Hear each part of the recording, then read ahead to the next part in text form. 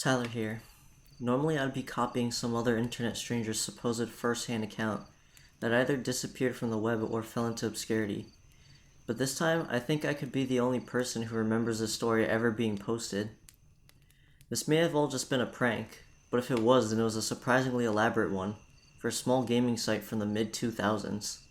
While scouring the dark corners of cyberspace for more stories, a nearly forgotten memory of my own worked its way out of the shadows and came running at me like an insect after you turn on the kitchen lights.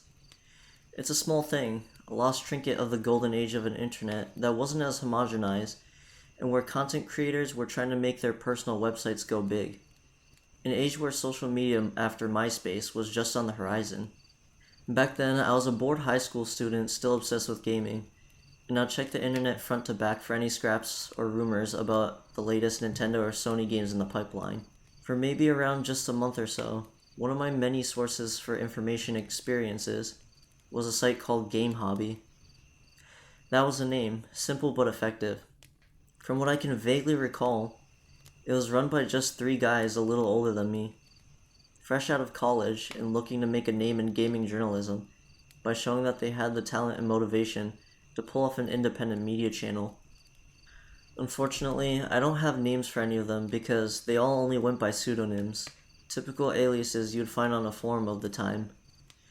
And they wrote in that kind of edgy gamer style that can only be expected from the era, like they were on the forefront of what was hot or not, and cheered on the anarchy of the post-16-bit console wars.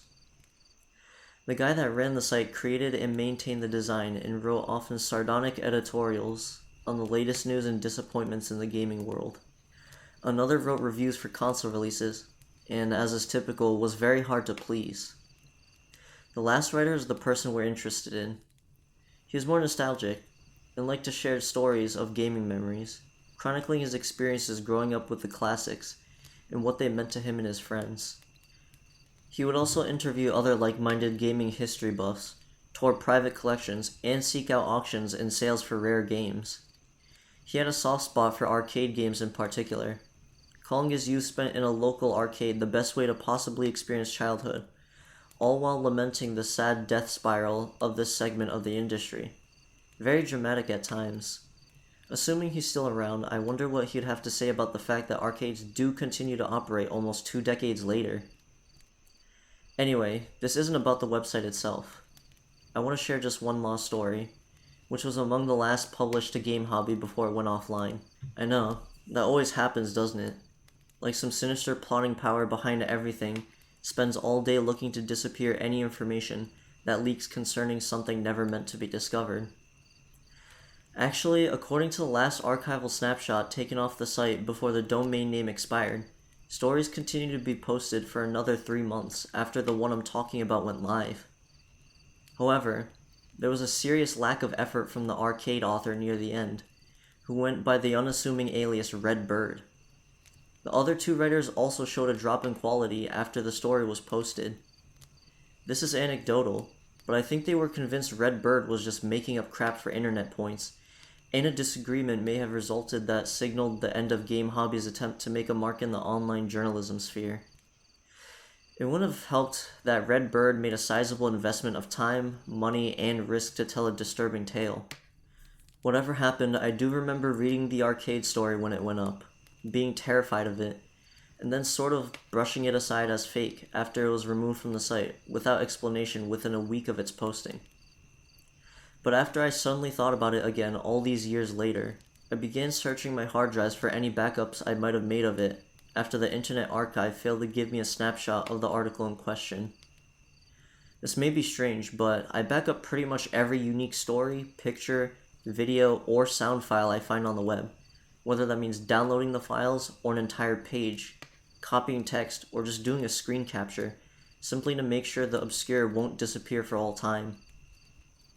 I was overjoyed to eventually discover that a copy of the story was still saved as magnetic 1s and 0s on one of my dusty old spinning platters. I'll say no more, and from here on will give new life to a forgotten gaming article. To borrow a line from one of my favorite scary shows that I watched every Saturday night as a kid, I submit for your approval, The Tale of Daunting Depths. Just so we're clear, this isn't what the original author called it. The following article was written by Redbird for Game Hobby, June 21st, 2004.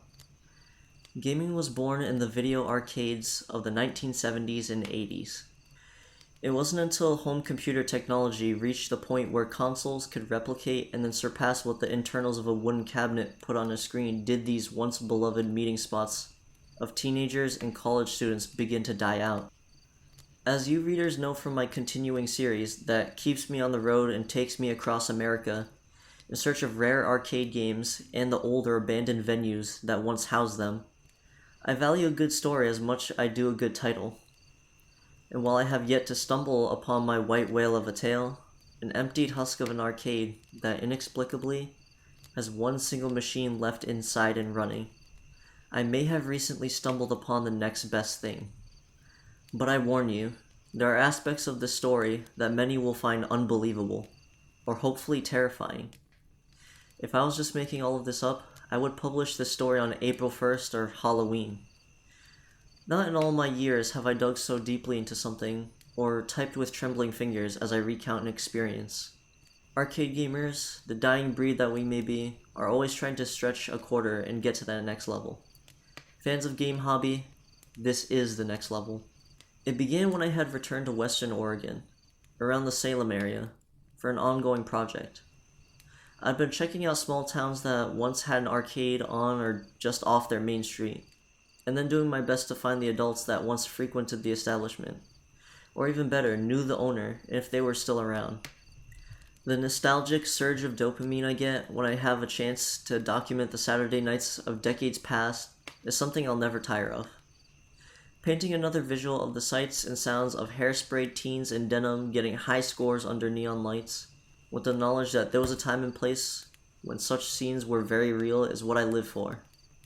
I can preserve a brief moment in time that will never reach such greatness again. I don't otherwise have an ulterior goal to achieve from these ventures. I just like collecting stories, or even mere feelings or memories of the first time a now busy working adult played a certain game. Every now and then, I'll hear something truly unique, or learn of a title I didn't know existed. There are many rare cabinets out there, some made by long-dead companies, some lost to time entirely, never backed up to other hardware, their flashy wooden shells doomed to rot at the bottom of a landfill. The third question I always ask whomever I interview varies with the mood of the conversation, but it more or less goes something like, "What game do you remember the most from those days? You didn't have to play it yourself. Maybe you only ever watched others because you thought it would be too tough, or so popular that you didn't want to wait in line or attract an audience. What cabinet has left the biggest impression on you after all these years?" It's Jeff who first brings a lost game to my attention. He's an older man in his 40s, and an arcade goer from the very beginning. We meet for lunch in one of his town's few restaurants, one of those roadside diners styled after eateries of the 50s. He appears to think long and intensely about what left that mark, but as I look back on it now, it was evident in his eyes that he didn't have to choose. Rather, he was processing emotions, working up the bravery just to talk about it. I like arcades for their atmosphere, but the games don't often move me in some way. One of them had clearly affected Jeff. "Daunting Depths," is his reply, in a meek voice. "Sorry?" I say back. "Daunting, was it?" Depths," he says, a touch louder. "You heard of it?" "Daunting Depths? I don't think so. No, it sounds like some kind of dungeon crawler. Either something like Gauntlet, or an arcade version of Shadowgate. Am I close?" There's a pause in my recording where Jeff feebly shakes his head. Okay. Tell me about it. The year it came out, roughly. The graphics, the plot, the controls, the gimmick, anything you can remember." "Oh, I remember a lot. It's hard to forget. I hope there aren't any playable cabinets of it still out there. Was it that bad?" He doesn't answer, but does go on to give me some basic details. "It came out late 1994 or 95. Early 3D graphics." This is unique, and I reply with some surprise. "That's early for a game with polygons. They were simple, but still had textures. It only had a playable frame rate because so little was on the screen at once. You were something, or someone, at the bottom of the ocean. and you can only see a few feet. There's darkness everywhere other than a few flecks of pixels, like marine snow. The goal was to find some sort of exit by navigating the abyss. Every once in a while, you would happen on the sandy seafloor, or come up to the side of an underwater cliff. If you were really lucky, a jellyfish or some mutant deep-sea creature would swim by you. But they weren't enemies, nothing you could see at least. Then what kills the player? Or do you just run out of time? And what happens when you beat it? There's something chasing you down there, and it's an instant game over when it grabs you after you take too many wrong turns or some invisible timer runs out. You don't even get the option to put in another quarter and continue. No high score screen either. So it was always a wonder to people why anyone would play it. Yeah, that sounds bare bones and, well, bad. And yet it still attracted players. There were a few months when playing the town's only copy late at night, just before closing, became something of a rite of passage. I was already out of college by then, but my younger brother told me that in our high school, kids were either talking about their experiences with the game or daring others to play it all the time. Since I had tried it as well and knew what it could do, I wasn't surprised to learn of its mystique. What made it so special? Because it was really an experience. Hell, most people didn't even refer to it as a game. Most of us didn't know what to call it, so we just incorporated its title into every discussion. Hey, somebody saw a strange blue fish in the depths yesterday. Have you ever seen that? Or rumor is someone beat DD last Saturday and they're in the hospital after a heart attack. You know how it is. Is that last one based on anything? I mean, it's the kind of media where gossip like that is born. It's impossible to faithfully explain, because unless you played it, you don't have a frame of reference. You can't know what it was like to stand in front of that screen with a sweaty hand nervously gripping that stick. It was more than immersive. It was visceral. Daunting pumped fear into you, and yet for many players it was the good kind of fear. It was like a drug, and it either scared you off on your first try or kept you coming back for more. I'd become quite intrigued and asked, How did it manifest fear? By doing much more than just giving you a world of cold darkness to stumble your way through. There were these sounds, like organic noises that didn't seem to come from circuitry and software. Everyone was affected differently, felt unique things. You ever heard of infrasound? Sure, it can supposedly cause nausea or hallucinations, even though we can't actually hear it. Yeah, well, this was the sound you heard and felt. The longer you played, the stronger it got, and yet you have to rely on these feelings of terror to navigate the ocean. You use your body's response to that unseen fear and move in the direction where it's lessened. Then you feel some relief and the symptoms abate for a moment, until you start to panic again as the sense of something getting closer behind you scares the hell out of you all over again. It comes in waves, which was appropriate, I guess. But if you can't control and contain that fear, you get caught in a feedback loop, like a panic attack, and you lose in seconds. You only win by learning how to stay calm so you can follow an invisible path. and now this was too much. Jeff had me in the beginning, but surely he's just yanking my chain at this point. I have to see proof if he wanted me to believe someone had made a game that used psychological warfare. Okay, Jeff. I continued, if just to entertain him. And what company made this thing? I don't remember. It wasn't any of the major ones, and it's not like there was some flashy attract mode on it, flashing a memorable logo. I haven't touched it in years, and I think our local copy broke down before the rest of the arcade closed. But again, what happens when you beat it?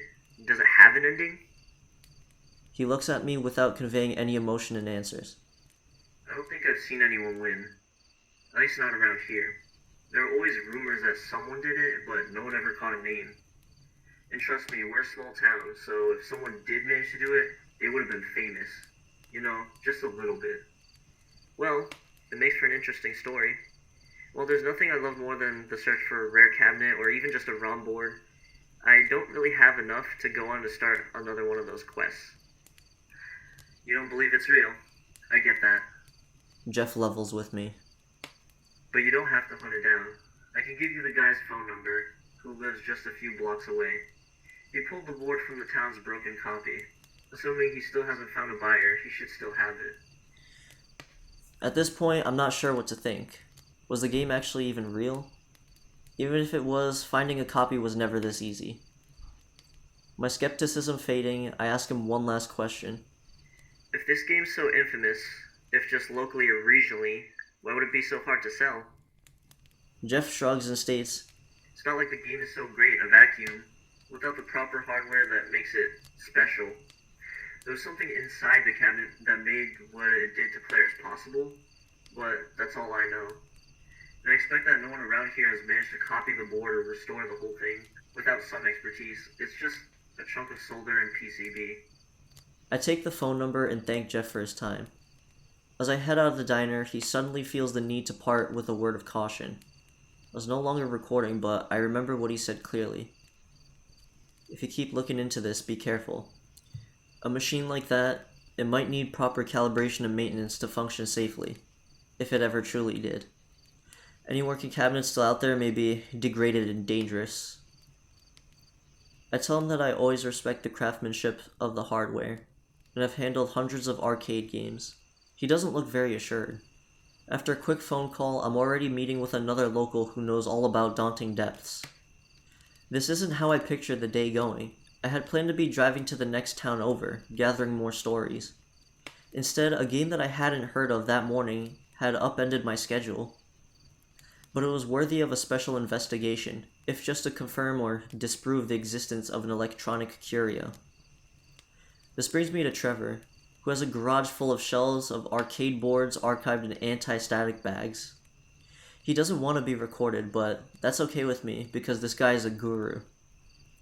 We shoot the shit about the old days and the industry for a few hours before he even shows me his board collection.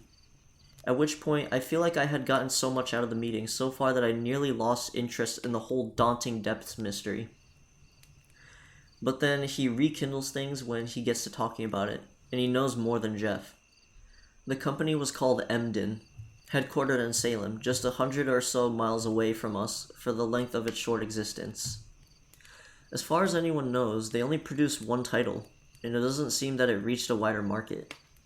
Trevor has been to every arcade in the American Northwest, and only ever saw the game in 2 states.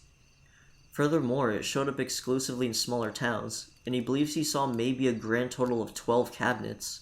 Just a rough estimate, he emphasizes. It's not like I was keeping count back when I drove around, looking for gems like you do. It's as if the game hadn't left some unofficial testing stage, and the company only advertised their limited quantity of machines in less populated areas to keep its existence under the radar. Given its mind-altering nature, if the game's strange effects had resulted in injuries or psychotic breaks, it was also less likely to make national news. It was all very shady. Unsurprisingly, this leads our discussion briefly into conspiracy theories and mind control, getting into the realm of the fabled Polybius arcade cabinet. But Trevor doesn't think it was some government operation or anything like that. The company was just too small, their experimental gonzo tech unproven. Even after sharing these facts, he regrets not being able to tell me more, as he didn't really play the game itself while it was still making the rounds. He tried it one time on the first weekend it showed up at the local place, but he had a bad reaction to its psychotropic impact and never touched it again. He acquired its board years later as a curiosity, thinking he'd one day get around to transferring its contents to a computer to immortalize it. But he still hasn't, and by this point he probably won't. Besides, he tells me, it's not your typical board, making the effort even more of a motivation black hole. He pulls out the treasure from the bottom bin of a smaller shelf in his garage library and hands it to me. I study the circuitry and other elements of the board within its translucent gray bag and can see the company name, but it's otherwise unremarkable. The style of the board is quite uncommon though. I've only seen a few others like it over the years. It's far from the standard, like the typical JAMA board that I can hook up and dump onto a hard drive within minutes. It's more of a weekend project, and I know I need to be surgical, given that there are probably very few surviving copies out there. One wrong move could fry or damage the board, and I risk losing a chance at preservation. To be honest, he tells me, and I'm paraphrasing here, I'll be glad to get rid of it. It gave me such a bad experience the one time I played that it's like this cursed object in my house ever since I got it. I thank him for his time and stories and tell him I'll gladly take it off of his hands. But that doesn't quite work, and he wants a few $100 for it. Still a good deal. I postpone indefinitely the rest of my plans and research for the original story I intended to write, and get to work early on a Friday, the day after I came home from my trip. I bring the cursed arcade board into my workshop, look up some instructional guides, and rely on a little personal intuition to get it properly hooked up. I'm able to dump all 20 ROM chips onto my laptop at 3 in the morning on Saturday. By Sunday, I've gotten the files properly compiled. And after some tweaks to my emulator's translation layer, I feel that great sense of accomplishment when I see the game's title screen, in all its minimalist glory, pop up against my desktop PC's wallpaper, which I'm not ashamed to admit is a take on the geometric colorful shapes of classic arcade carpeting. Daunting Depths is in my possession, and that will live on for as long as any other storage medium can be powered up and read. Partially, granted. Unless one of those generic chips on the board was actually something special, I had my doubts that I could find any hardware that provides the full experience. I played anyway, and I was disappointed mostly. To make a horror arcade game work, compromises were made even past the minimal on-screen graphics. You're stuck in a first-person view and never stop moving, so you choose directions with just a single joystick: left, right, up, and down.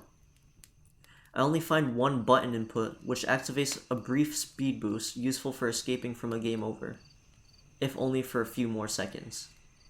There's no boost meter or HUD at all, but you can either perform the maneuver again every 10 or so seconds, or get lucky enough to swim through a bubble that grants an instant recharge. I put swim in quotes because it isn't clear what you are. Are you a human diver trying to navigate their way out of an abyssal trench or underwater cave? Or are you in a submarine? Or are you just a fish going about their day? You suddenly find a bigger sea creature stalking you. The game doesn't say, and I think that's the point. Who or what you are doesn't matter.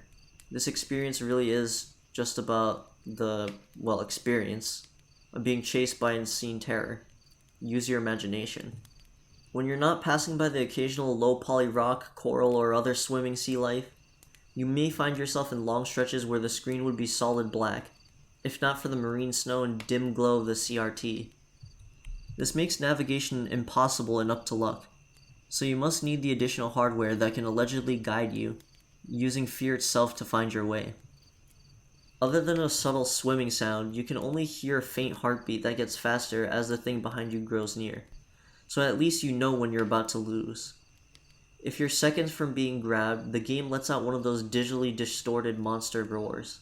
And when you are killed, for a brief instant, a swarm of tentacles writhe along the edges of the screen. I assume just before you are pulled into a gaping maw. To complicate things further, the game seems to procedurally generate the correct path through the ocean each session. Given all these factors, Daunting Depths would have virtually no chance of victory when its big gimmick isn't functioning. Fortunately, by using an emulator, I can turn back time as often as I need to by using save states. I simply hit F5 on my keyboard to create a snapshot of my progress, and then F9 to reload it and try it again. Though, even with that tool, it's not easy. The invisible maze has wrong turns that you start down long before you reach the dead end, so I often have to go back to a save state I made a full minute ago in-game, after realizing the branch I took only had false exits. This makes finding my way out of the demersal nightmare frustrating to say the least, trading fear for aggravation, and the feeling that I was making no progress. Still, at least I'm always running the same maze, so all I need is the patience to go through the trial and error process. It takes me over an hour, but eventually the controls stop responding and my fish diver, or whatever I am, swims forward to the shallows of a beach. The camera pans up to reveal a full moon, and I've found safe harbor at last. "Congratulations," pops up against the starry night, above the words, "You survived the daunting depths. The fear now leaves you." And in the middle of the screen, most interestingly, is this tantalizing sentence over the spot where you can put in a 3-letter player name.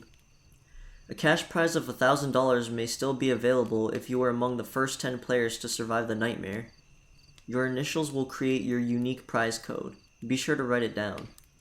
This is a surprise. There wasn't any indication of a reward for beating the game. And given that neither Jeff or Trevor mentioned it, chances are they really hadn't heard about anyone pulling off the feat. $1,000 for triumphing over a tough game in the 90s would have been a big deal.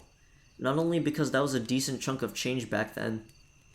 Anyone who managed to claim such a victory would have instantly become a local legend. So I put in my real initials, though there still isn't some kind of high score list.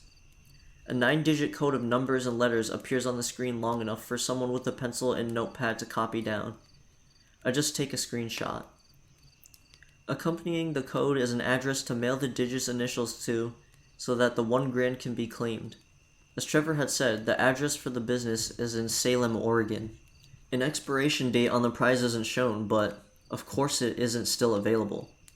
Not after at least 8 years, right? I mean, the company isn't even around anymore. I'm just glad to get the address since it makes my job easier. I don't expect to see anything left of Emden, but know there's a chance the people at a neighboring business might have information that could advance my investigation. It isn't as if the company's operating years are ancient history. Well, readers, this is where the story takes another step up the staircase of weird. I Google the address and find that it's now a UPS store in the middle of a shopping plaza. Printing and shipping stores are pretty small, so it's a wonder that an entire video game company, even a tiny one, could function in a retail space of that size. With my expectations low, I take a drive to Salem, find the plaza, walk into the store, and start up the following conversation with the elderly man behind the counter working a lazy Monday morning. Can I help you? Hello, I was wondering if you knew anything about a small company that used to work in this space called Emden. They would have closed years ago. He stares at me for a moment, and then works his wrinkled face into a friendly grin before replying. It's been a while since I've had someone ask me about them. Yes, they worked from here on an arcade a while back, but I'm afraid I don't know much about them. Oh, is all I say, in a disappointed tone. But I met the owner once, Mr. Caldwell. I don't know his first name or anything about video games, really. That was back when he sold the space, I think in 1998. He's moving on up with his company, but I never did look into if he and his employees settled into a larger building somewhere. You look at this place and it's hard to imagine it. But they had a few desks crammed up next to each other with other fancy computers, and 6 or 7 programmers with their faces glued to the screens. I vaguely remember fish decor on the walls, which were painted black. A little weird if you ask me. Just a day after the sale is finalized, I come back here to see it emptied out, like they had left in a hurry. Funny thing though, before he moved out, we made an agreement. I run the store if that isn't obvious. He mentioned that this game has a prize if you win, and the address to claim it will still point to here. So, he leaves me in charge of the winnings, and in exchange he pays the first 3 months of our lease. It's an odd arrangement, I know, but I did agree to it, and have yet to hear from him about wanting the money back. And when did you give out the last cash prize? Oh, it's ongoing. There's still some of it left in a safe in the back. I grin widely. Then I give him my initials and the generated code, and he only has to see some ID to check that the letters match up. As this happens, all I can think is, man, someone would have been pissed off if they didn't put in their real name. My assumption that anyone else had beaten the game actually turns out to be right as well. At the same time, I'm a little disappointed that 6 expert gamers, or people that can overcome fear or are unaffected by it, got the prize before I did. Then again, I did play on an emulator, so maybe I don't deserve the cash at all. Even so, it's a nice payday for my efforts, and I'm the first person to be awarded in over 3 years according to the old man. That's the story of how I rescued a cursed game from oblivion and got some instant karma for my good deed. Okay, no. I wouldn't leave you hanging like that, dear reader. Naturally, I do my journalistic duty and continue my investigation. A wad of cash isn't going to satiate my curiosity, my need to find the why of the story. I call Trevor and tell him that I had copied the game and had beaten it. I don't mention the prize, no need to make him feel bad for getting rid of the board without overcoming the depths himself. I ask if he knows anyone at all that may have a full cabinet of the game, being in the business himself. He agrees to help me by getting in touch with some of his old contacts. A few days later, when I'm already deep into writing the story and checking what facts there are to be found, Trevor gets back to me with some good news.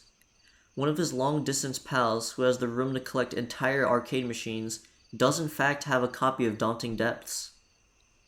I'm forewarned that it's in rough shape, but all that matters to me is that the hardware is still intact and is playable. However, whatever piece of said hardware that creates the fabled fear factor of the title no longer seems to be working. That's disappointing, but it's still very much worth the drive to see it. The next phase of my journey takes me to the small town of Castle Rock in southern Washington. With the snow-capped Mount St. Helens in the distance, I pull up to a large hillside house with a double garage and sprawling veranda. I get a picture of the guy before I even meet him. Out front is a red Lambo that he probably takes up to the summit of the volcano on weekends, but the car is just another toy. The real treasures take up the garage space instead. A quick peek through its windows revealed to me a museum of arcade cabinets, lined up on a flashy carpet. There's even a vintage token machine. Only someone both well off and at least a little eccentric would maintain an arcade in their car storage.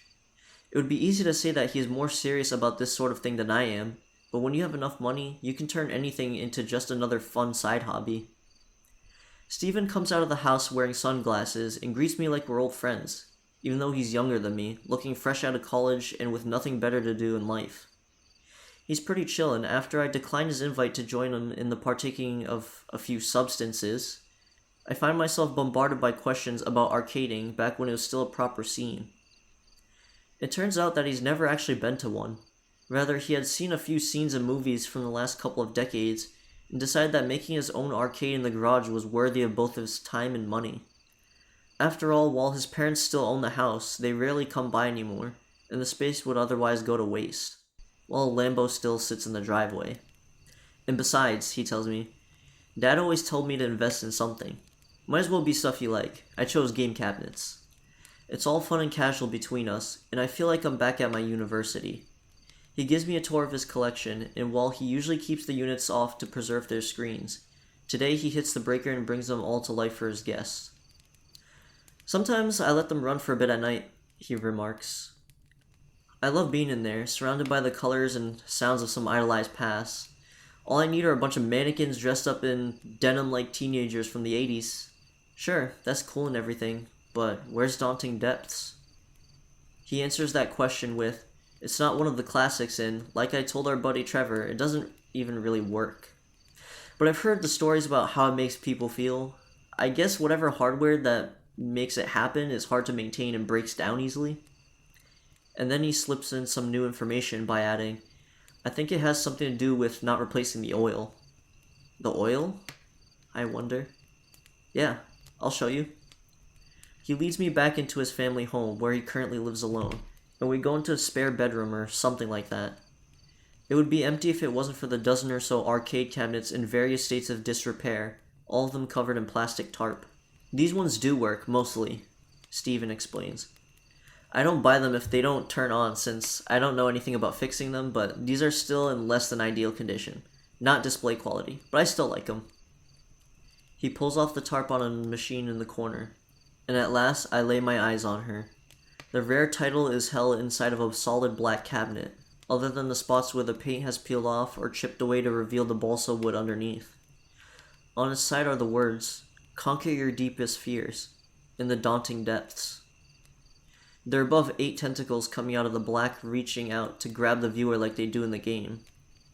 Painted on the console and swimming around the single joystick and button are a few of the fish sharing those depths with the player, but otherwise the art design leads towards barren. He plugs it in, and the old built-in TV pops and fizzes to life. As the simple attract mode loops on the dim screen, I tell Steven that I've actually played it before on a dumped ROM. And he replies that he only tried it for a few minutes once, giving up after realizing it was impossible to beat in the machine's current state. He's only kept the unit because of its novelty. I'm not going to turn down an offer to play on the actual cabinet. While doing so is momentarily fulfilling, I too quickly call it quits after getting grabbed by the cephalopod pursuer several times. It's nice to be able to say I touched the genuine article, but it offers me nothing but a worse experience against playing on a modern monitor at home, with a version I can actually beat. Steven unplugs the beast and shows me the back of the machine, where the oil he had mentioned is slotted. It's a barely translucent white plastic cartridge, like the kind that holds ink for a large format printer. It's clearly empty of any liquid, and it's unlabeled except for the printed words, "Maintenance fluid for Daunting Depths game. Replace weekly so long as machine is powered." Maintenance fluid? I say in befuddlement, as the mystery deepens even further. What kind of arcade cabinet needs something like that? "I'm not sure what it is or was," Steven replies, "but it's gotta be oil, right? Like for some serious hardware? A motor, maybe? You never cracked it open to take a look?" "Oh, I've opened it, but I haven't messed with the big thing inside." This I have to see. Steven is fine with my request, maybe since we seem to be getting along, so we work together to move the entire unit into a workroom filled with tools and spare arcade cabinet parts. We use a drill to undo the screws holding the backing in place, pull at the panel heartily, and out slides the guts of the game. It becomes obvious why the machine is so heavy. Other than all the usual components like wiring, the coin bank, and the familiar ROM boards, there's an unknown piece of equipment that takes up any remaining free space. It's the reason that the rest of the hardware nesting is so compact, with every component crammed right up against each other. Cleaning and repairing this cabinet must have been a bitch. The item is a large metal canister, about the size of a water cooler jug, bolted into brackets at the bottom of the unit. Half a dozen wires of various colors and sizes are connected to it, and it even has its own power supply and pumping mechanism, like the air or liquid inside it has to be kept fresh. It has no lid, no clear way to get it open, and there are warning labels discouraging amateurs from trying. "Do not open, only serviceable by Emden technicians." And there's a phone number and tons of smaller text including "ensure uninterrupted power" and "patent pending." The two of us briefly debate what it could be, with Steven already having some ideas of his own. Is it a giant capacitor that might give an unequally giant zap if I mess with it? Or a spinning mechanism that makes ultra low sounds? Some kind of a large vacuum tube or amplifier? I gave the tank a knock and it feels solid. Nothing rattles. There's no telling what's inside.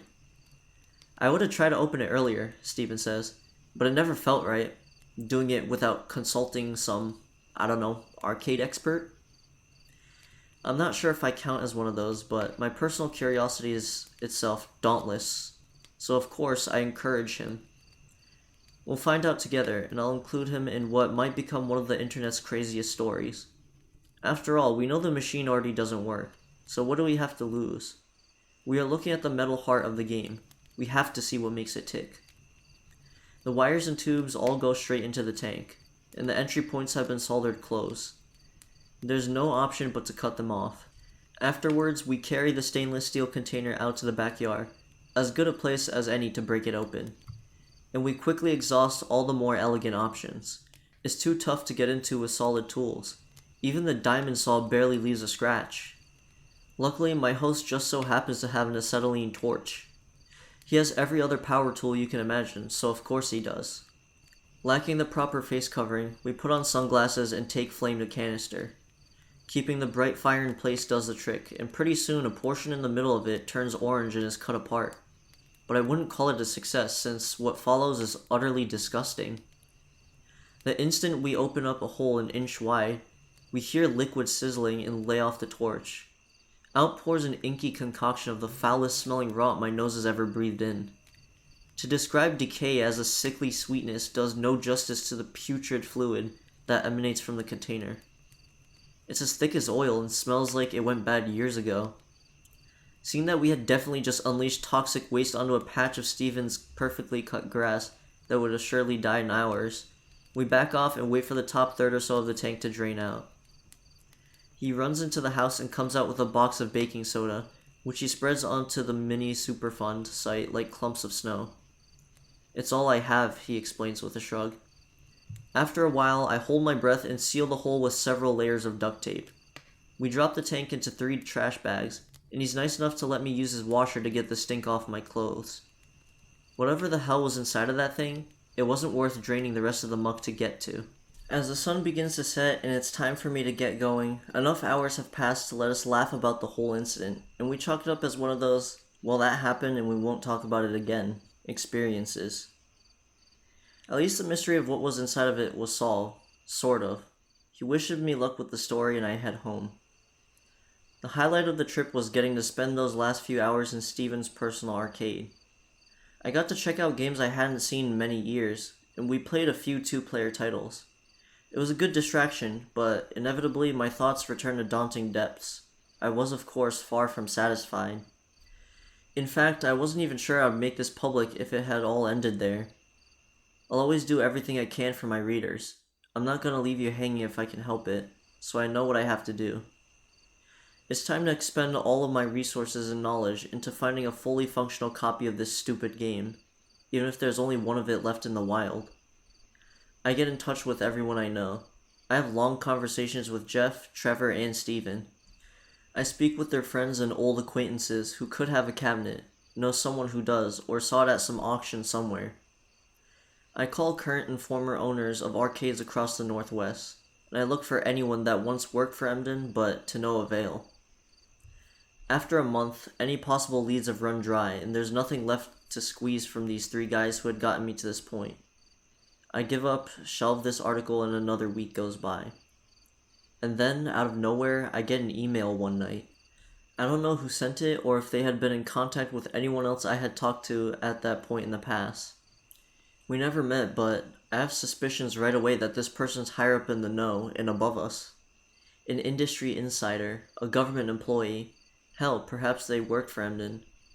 Whoever they are, my investigation has caught their attention. This is what they wrote.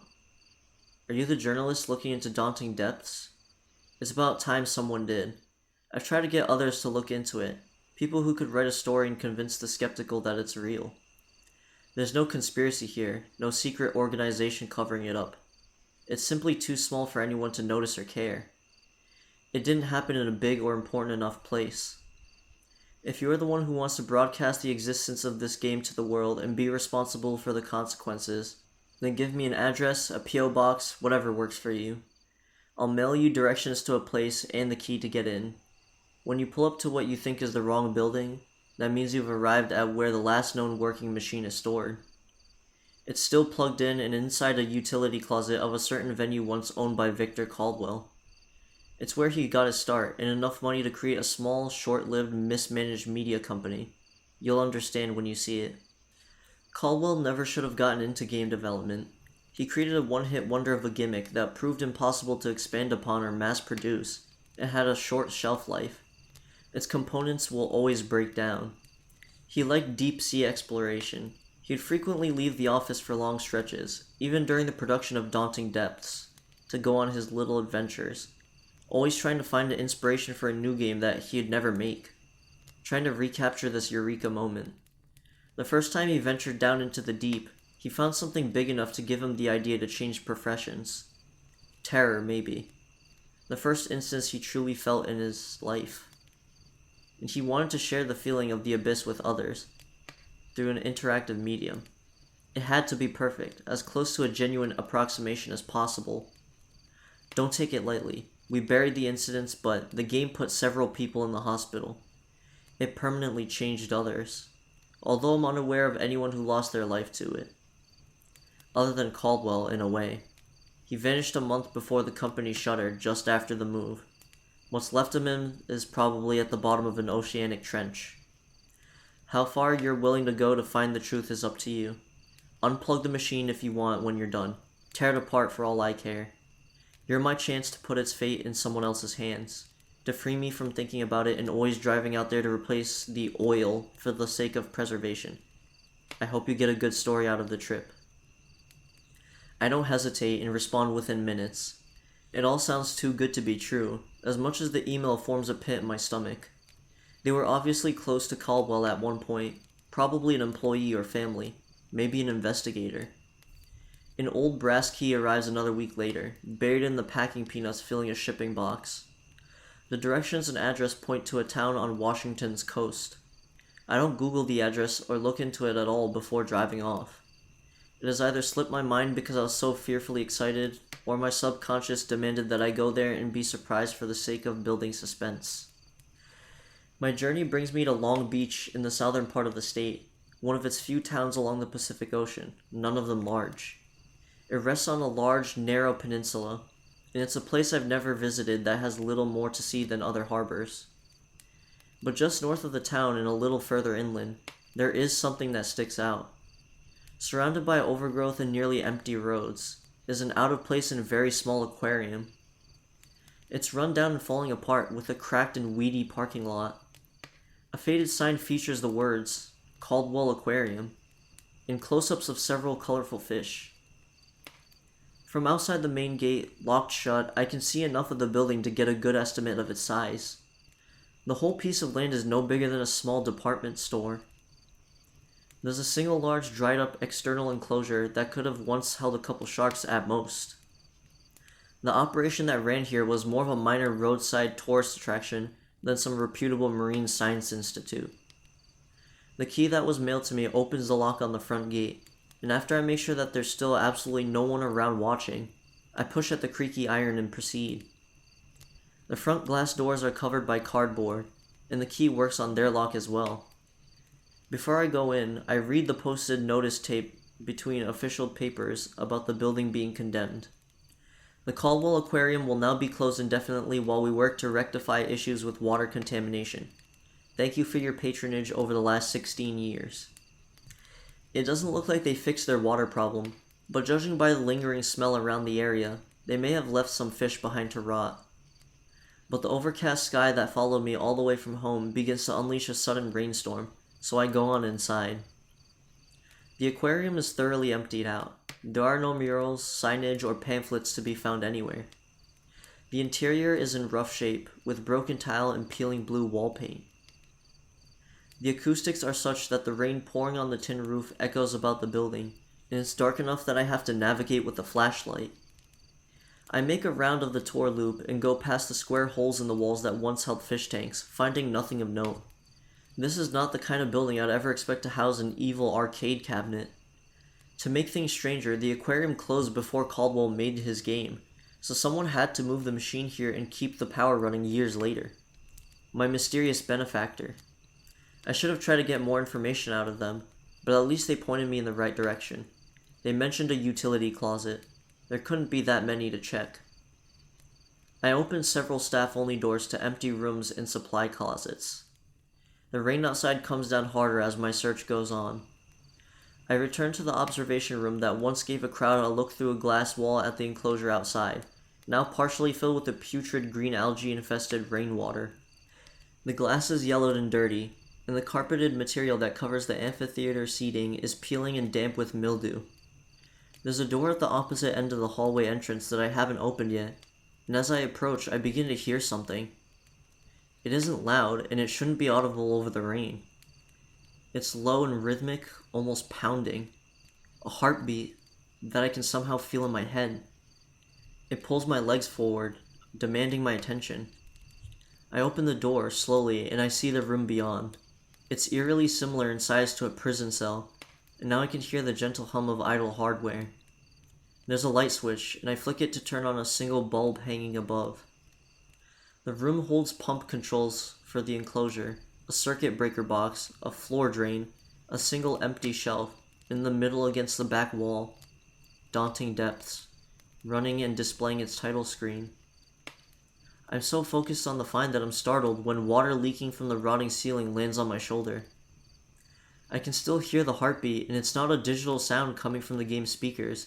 Is it my own that I'm hearing? I already have goosebumps.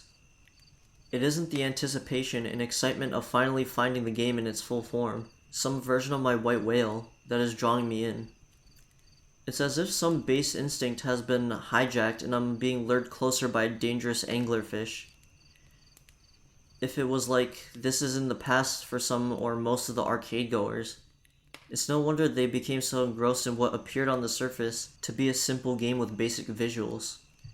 After shambling up to the machine, I take out my bag of quarters and drop one into the slot.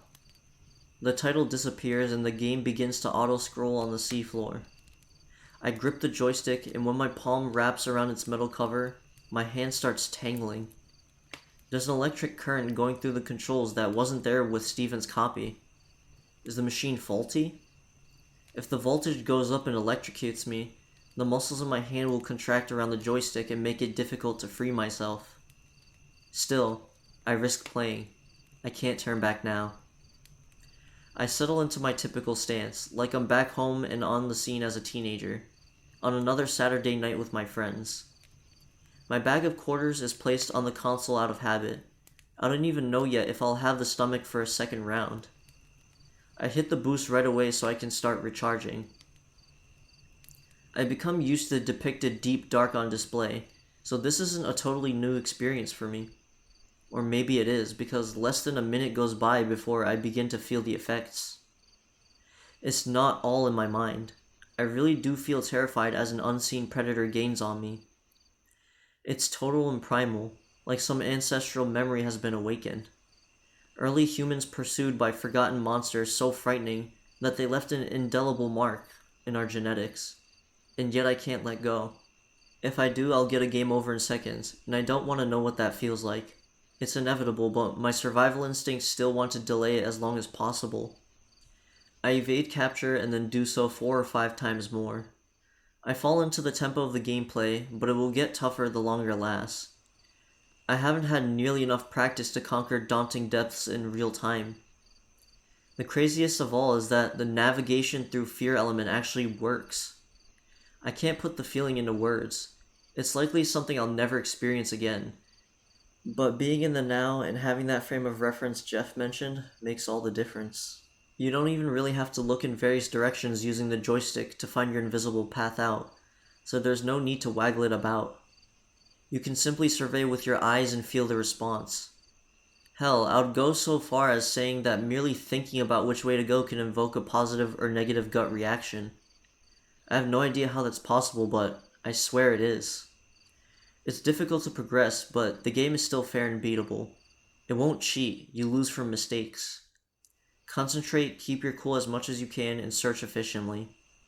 Focus on the feeling of this way is safe and you'll find the corridor that gets you to the next part of the maze. There's a small reprieve each time that lets you exhale, and then you repeat the process under the duress of increasing difficulty. I managed to impress myself. Once I know what to expect from the internal challenges I need to overcome, I feel like I can bear down and weather the psychic storm battering my senses. The worst of it is that the game fills you with confidence when you're doing well, only to then rip it away. On one hand, it really makes you feel like you're a small helpless creature being chased by a monstrous predator. It will suffocate you as it pulls you in, then tear off your flesh and shatter your bones. At the same time, because you want to survive, you want to win. It's like the feeling you get when you root for the hero in a horror movie, only multiplied by magnitudes.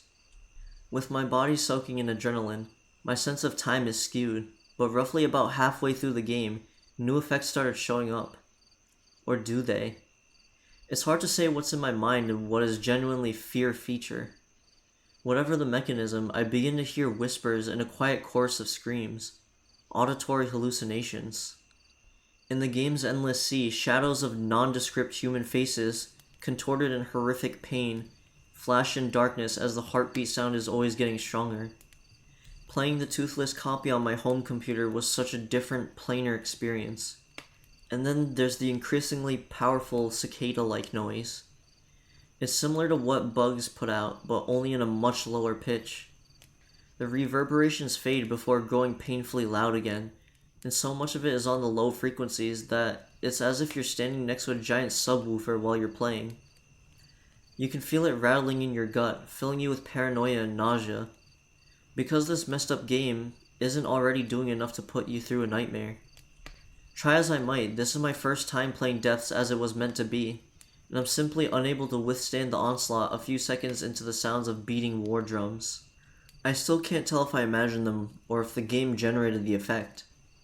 At a point, it no longer matters what's real or not. Our minds stop trying to make sense of what it's going through and devolves into a scrambled mess. Reason goes out the window, and all it wants to do is get away. I release the joystick, failing my prey character. It brushes up along the side of the trench, causing it to slow down enough to be caught. The instant that those tentacles drag it into its doom, all the fears release and the hallucinations stop as game over appears in small white text. Could I have won if I had more resolve? A stronger constitution? Perhaps. I didn't die by swimming into a wrong turn. I just couldn't take it anymore, and my desperation for safety overpowered any will to continue. It doesn't even feel like a conscious decision. My body just couldn't take it anymore. And I don't want to think about what the player has to suffer through in the final stages. The after effects linger. The valve has been shut off and the game returns to its title screen. But damn, are my nerves still overflowing. I can feel my trembling muscles begin to lock up, and I escape that confining closet before some serious cramping sets in. I nearly collapse on the floor of the previous room, where I try to settle down and let reality back in steadily. I'm down there for a half hour or more, listening to the rain and watching the outdoor enclosure's filthy green water rise against the dirty glass. As I write this, I wonder how my reaction compares to others. Had I felt the expected degree of terror, less? Or did I have a bad reaction similar to Trevor's that made him swear off the game after a single try? It's hard to say. We all have different psychological responses, unique experiences that give us some things like phobias. Any player could also come to quickly worry about what the game was doing to them. Its abilities are concerning. While on the floor and waiting for my nerves to recover, I finally find a moment to ruminate on what the existence of the game meant. My other emotions had come and gone. The initial curiosity, then the wonder, and now the fear from actually playing it. The only feeling left is starting to emerge. Anger. Mr. Caldwell put something out into the world haphazardly, just because he felt like he could.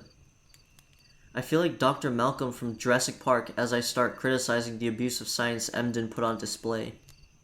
Was there even proper testing? How many were left with emotional and mental scars? Players could have been hurt on their first try of the game, or from pushing themselves too hard in their attempt to beat something that would have been tormenting them, just to say they did. In an addict's state of mind, you aren't aware of how much you're damaging yourself. So this would be where I'd cut myself off. I'd never so much as touch the harmless ROM again, and I'm suddenly unsure if I'll even share it. My heart is still pounding, and I can feel the blood in my ears. It's beating abnormally. I was potentially nearing a medical emergency, and if no one found me, some crappy decomposing marine zoo might have become my tomb. Feeling a rising sense of revulsion about my obsession with this story, and for what Caldwell contributed to the library of bad ideas, I reach a conclusion. I didn't win against the real Daunting Depths, but there's always another way to beat the game, in the physical realm where they can't fight back. As soon as my strength returns, I get up and return to the closet where the cabinet tempts me again. It wants to be played, and I briefly stare at the joystick. I wonder about the electric current I had felt. It never got any stronger and didn't seem to enhance the gameplay. I wonder about it and come up with my last question. Was I connected to something inside the machine? Had I been shaking hands with the unseen heart behind its terror? I think about this, but I don't actually care anymore. I reach behind the big bastard and unplug it. The sound of just the TV going off is unsatisfactory, so I proceed to grip the rear panel and pull forward. The unit is heavy and only wobbles on my first attempt. I try once more, straining but unceasing. I refuse to give up any progress, and eventually I knock over the bottom heavy cabinet completely. It smashes onto the floor with a delightful sound. Poking out of a slot on the rear panel is the oil cartridge, but this one is still half full. Getting rid of it will go a little further in guaranteeing the game's destruction, so I gleefully yank it out. It drips sludge. It smells strongly, but not of rot. It's nothing out of the ordinary if you spent time near fishing piers. The aroma of sea and fish guts. Looking at the oozing material closely, just for a second, tells me that it's some kind of mixture of ground up shellfish. And it becomes suddenly clear. It should have hit me before. There was never any oil because there was never any machinery that needed it. Just like that, I find myself reinvested in the mystery, one last time. I'd come so far already, maybe screwed up my mind irreparably. I had only a small final step to make, and I could leave this story behind without any regrets. I haven't mentioned it before, but I came to the aquarium with one simple tool that has never failed me. A crowbar, which I would have used to pry open any door if I needed to. I hadn't gotten any use out of it yet, but it does the job of removing the cabinet's backing well. Or, more accurately, it excels at bashing through it and ripping it apart. I spot the metal tank. It's in rough shape, unlike the one Steven had. It has metal bumps, like it was overpressurized, or an angry creature inside it had been trying to escape all these years. I snap off the tubes and wiring with the crowbar and lift the canister. My second wind is already fading, and I lack the strength to haul it anywhere, so I plop the heavy thing onto the floor of the closet to stare at it for a minute. And I listen. There's banging coming from inside. Its inhabitant senses a chance at freedom, and it's angry. I know there's a living thing trapped in there, its only purpose being to scare players who wake it from its sleep. And that's enough for me. I no longer need to see the mystery, not when it's likely a deadly sea creature. I can choose not to open the canister. It's hardy after all. But I quickly learn that I'm no longer in control. The moment that a pair of pale tentacles slither their way out through one of the tubes I had sliced open with the crowbar. I watched in stunned silence as they feel around and react to the open air. Then they start working together to widen the hole of the container. So strong is their muscle strength that the solid metal steadily gives way and allows room for more tentacles that speed up the process. Now I'm freaking out as much as I did when I played the game. At first, I think about attacking the emerging creature with the crowbar. But what would it do against a beast so strong? I choose flight over fight and turn to run. Problem is, I'm trapped. When I knocked over the cabinet, its height was enough to reach and block the small room's inward opening door. Now I could only open it a few inches. I pull at it frantically, but I'll never fit through the gap. I kicked at the toppled machine, but it doesn't budge. All the while, 8 ghostly white tentacles are tearing apart the container and writhing like snakes all around the opening. Holy shit, I remember thinking. It really is an octopus. I've always found the creatures creepy, and in this situation, it doesn't help that they were also intelligent, could fit through narrow spaces, and were also venomous. And this one is special in other ways. Some of my wits return to me, and I get on the floor to try and shove the cabinet off the door with both of my arms and legs. I don't make much progress before a shrill, yet throaty and bizarre howl comes from the creature's prison, sounding something like a baby wheezing but reversed. The noise gets me to look up, and there it is, staring back at me with those weird eyes that are like 2 pupils pulling apart. There's no color or life in them either. They're milky white, like the rest of the monster's albino body that has never known sunlight. It's got a long, slender shape for an octopus, as if it were crossbred with a squid. Ridges are spread along its body, and it must have been cramped in there as it has stretched to nearly half of my size. I freeze in place as we size each other up. A wrong sudden move could get me killed. Maybe it has to make the first move, or I should be careful not to show weakness. Hell if I know. I barely ever watch nature documentaries. Well, it quickly decides it doesn't like my company, and lets out a pissed off hissing sound that startles the hell out of me. I lose balance and fall back, and all I can do is try to scoot away from it until there's nowhere else to go. This is a deep sea beast that was never meant to interact with humans, that Caldwell dredged up out of the abyss. He doesn't show his newly found species to scientists, no. The first thought he has is to stick it into a mediocre game that never would have otherwise attracted any attention. Screw that guy. As the octopus lurches towards me, it extends 2 wing-shaped membranes from its sides. I think it's only a threat display at first, and then I remember that this is a predator which can induce powerful psychosis. Knowing that in advance doesn't benefit me though, as there's nothing I can do to brace against the most terrifying defense mechanism evolution had ever thought up. The membranes vibrate rapidly and are strong enough to move the air in the room. Without the shielding to contain the attack, I feel the full potency of its effects. I can't hear anything but a thunderous cicada-like hum, and my hands drop from my ears as paralysis sets in and my mind goes into overdrive. My brain is filled with 100 screeching animals, and it's impossible to concentrate on anything for a length of time. The rest of my insides feel like they're going into a seizure, and yet no part of my body can move. It is total agony. I'm unsure for how long this goes on, maybe only seconds, though it feels unending. At some point, the assault loses enough of its strength and my body is released from the creature's thrall. I can move again, but in my state I simply crumple into a heap. After my head makes impact with the floor, all I can do is gaze up at the octopus, looking down at me from the top of the falling Daunting Depths cabinet. It retracts its sonic weaponry and its tentacles lift up into an aggressive posture.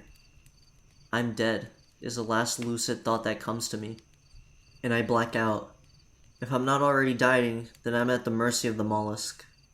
I fall into a dreamless sleep and lose sense of time or existence. It's a pounding headache that wakes me up later.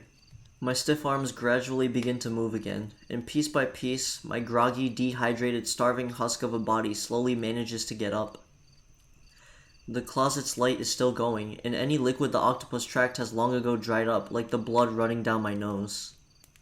As soon as I'm conscious enough to remember what happened, I look around in a panic, expecting the angry animal to still be lurking about, or waiting elsewhere in the aquarium for a rematch.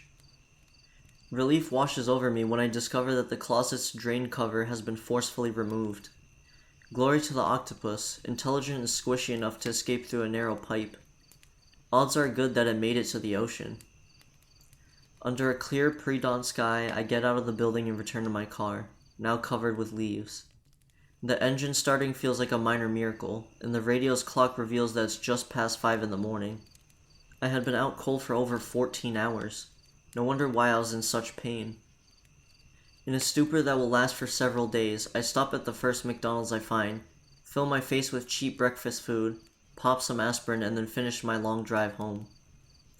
I lock myself inside and get some rest, but sleep doesn't find me again for 3 days. Like the sting from a particularly venomous creature, it takes me several weeks to fully recover. Thankfully, I believe that I do. At least my faculties are intact enough to let me recall everything that transpired and finish this story. I'm not going to attach some kind of moral to all this, or look back and say I learned a lesson.